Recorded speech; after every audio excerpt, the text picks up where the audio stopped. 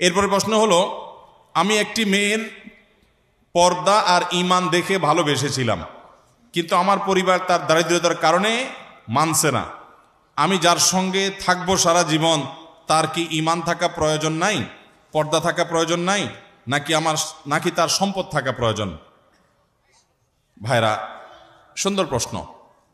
বহু যুবক আছে, যদিও আগে ভুলটা বলি, কোনো মেয়ে পর্দানসীন, কোনো মেয়ে দিনদার নামাজি, এটা দেখে আপনি তাকে ভালোবাসছেন, মানে প্রেম করছেন। বিয়ের আগে এই 2 নম্বর কাজটাকে নাম দিছে আমাদের সমাজে কি? প্রেম। এটা নাকি ভালোবাসা? আরে ভাই, ভালোবাসাটা হবে লিগাল, স্বামী স্ত্রীর ভালোবাসা, সেটা হবে প্রকৃত ভালোবাসা।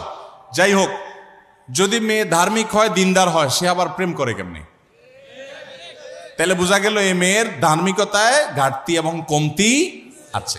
তারপরেও আপনার কাছে মনে হয়েছে আপনার কপালে এর চেয়ে ভালো জুটবে না, সে নামাজ কালাম পড়ে, বোরকা পরে, হালাল হারাম বুঝে, আল্লাহর ভয় আছে, তো আপনি তাকে দিনদারিতার কারণে, হয়তো আপনি প্রেমে জড়ান নাই, দিনদারের কারণে বিয়ে করতে চান, কিন্তু বাবা মা বিয়ে দিতে রাজি না। একই কথা উল্টা ক্ষেত্রে হয়, অনেক মেয়ে অনেক ছেলের দিনদারিতার কারণে বিয়ে করতে চায়, বাপ মা তাকে দিতে চায় না। ভালো করে শুনে রাখেন, যদি কোনো বাপ মা শুধু পয়সাওয়ালা পাত্রপাত্রী খোঁজে, ও যে কথিত আছে না যে আজকাল বিয়ে হয় মানুষের সাথে মানুষের খুব কম, বেশিরভাগ হয় এক পক্ষে টাকার বস্তা, আরেক পাশে ময়দার বস্তা।